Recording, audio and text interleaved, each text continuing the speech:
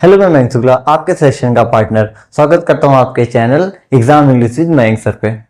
तो हम लोगों ने आर्टिकल्स के रूल 6 तक पढ़ लिए थे। आज मैं आपको रूल 7 दिखाता हूँ। रूल 7 में क्या अप्लाई होता है जब ऑल, बोथ, डबल, एग्जैक्टली और जस्ट का यूज होगा। जब इनमें से कोई भी वर्ड आएगा तो उसके बाद हम किस आर्टिकल का यूज करेंगे, और उसके बाद में एडजेक्टिव और नाउन भी हो सकते हैं। ऐसे में हम यूज करेंगे आर्टिकल द का यूज। जैसे कि एग्जांपल्स में all dash famous singers. All हमारा इनमें से ही एक वर्ड है जिसके बाद एक एडजेक्टिव आया है और उसके बाद एक नाउन आया, तो हम यहां यूज कर देंगे सीधे सीधे द। जस्ट इनमें से ही एक वर्ड है, जस्ट के बाद एक हमारा एडजेक्टिव है, एक नाउन है, तो हम सीधे यहां यूज कर देंगे द। बट कभी कभी क्या होता है, जस्ट के साथ में ए और एन का भी यूज आता है। जैसे कि इस सेंटेंस में जस्ट डैश ब्यूटीफुल वुमेन। अब हम यहाँ पे दी आर्टिकल का यूज नहीं कर सकते, हमें ए और एन में ही यूज करना होगा, तो हमें यहाँ यूज करना है अ, जस्ट अ ब्यूटीफुल वुमेन। सो हमने यहाँ देखा कि इन वर्ड्स के बाद द यूज होता है, बट केवल अगर जस्ट को देखेंगे तो जस्ट के बाद ए और एन का भी यूज हो सकता है। हमने रूल 6 और 7 में देखा द आर्टिकल का यूज। आइए और भी रूल हम देखते हैं। रूल नंबर 8 में क्या बोल रहा है, हाउ, सो, टू और एज। इन वर्ड्स के बाद में हम एक एडजेक्टिव का यूज करते हैं। सीधे आर्टिकल नहीं आएगा, यहाँ पे एक एडजेक्टिव आएगा, देन आर्टिकल आएगा और फिर कोई भी नाउन आएगा। और यहाँ पे आर्टिकल कौन सा आएगा ए और एन में कोई एक। दी आर्टिकल का यूज नहीं होगा इस वक्त। जैसे कि एक एग्जांपल से देखते हैं, how beautiful. Beautiful is an adjective. How in words में एक है और इसके बाद एक आर्टिकल यूज होगा जो कि गर्ल्स के हिसाब से आएगा, एन नहीं आएगा। Girl is C. Second question देखते हैं, Hrithik is too weak dash man. देखिए यहाँ पे अगर मैं आर्टिकल यूज करता हूँ और नेक्स्ट में भी ऋतिक इज टू वीक, यहाँ भी आर्टिकल यूज करता हूँ वीक मैन, तो कौन सा सही है आपको बताना है, कौन सा सही है। क्या Hrithik is too weak a man ये सही है, या Hrithik is too a weak man ये सही है। कौन सा आर्टिकल सही है आपको इनमें से बताना है। जो सही होगा आप मुझे कमेंट करिएगा।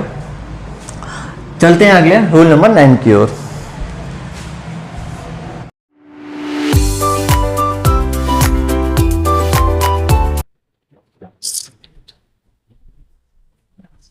बढ़ते हैं हमारे रूल नंबर 9 की ओर। थोड़ा सा मैंने सेटअप चेंज करा है और काफी बेटर, अब यहाँ पे ब्लरनेस भी नहीं है।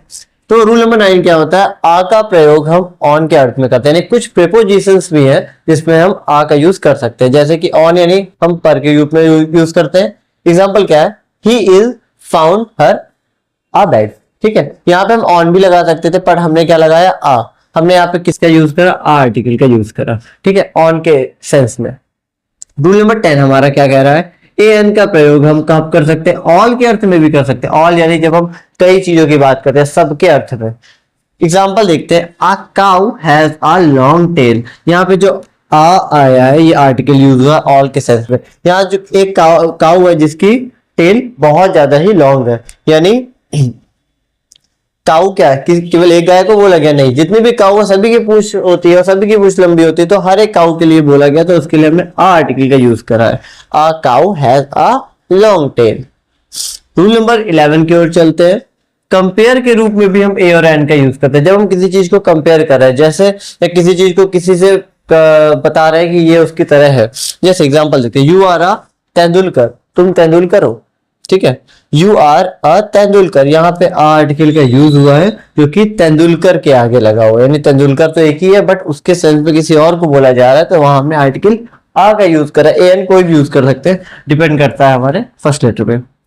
रूल नंबर 12, दो एडजेक्टिव एंड से जुड़े हो तो नाउन अगर लास्ट में आ रहा है तो एडजेक्टिव के पहले ए और एन लग सकता है। जैसे कि एग्जांपल हम देखते हैं, ब्लैक एंड व्हाइट।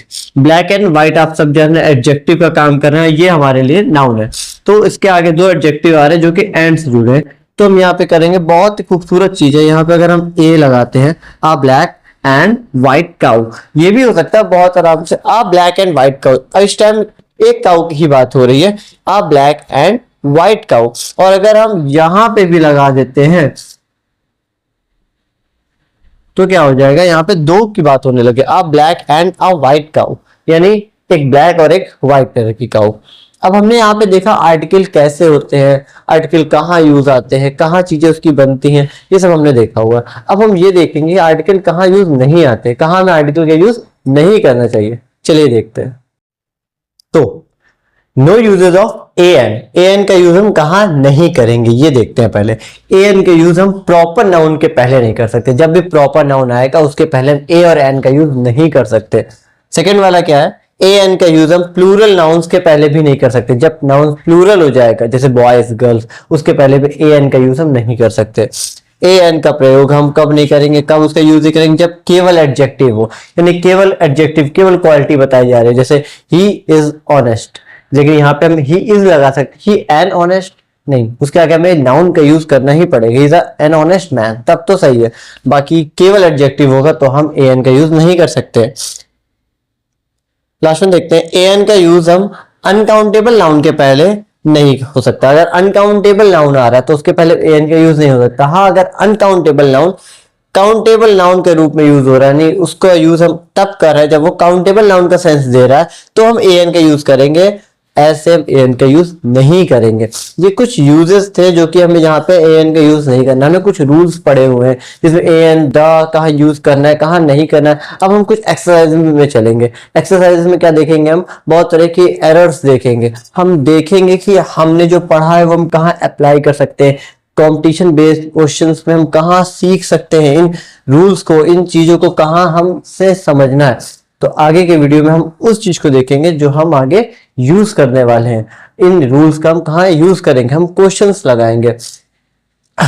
तो ये था हमारा no uses of a an. इसके पहले मैंने बताया rules of a an and the. तो मेरे साथ बने रहने के लिए धन्यवाद। आपका दिन शुभ हो। जय हिंद।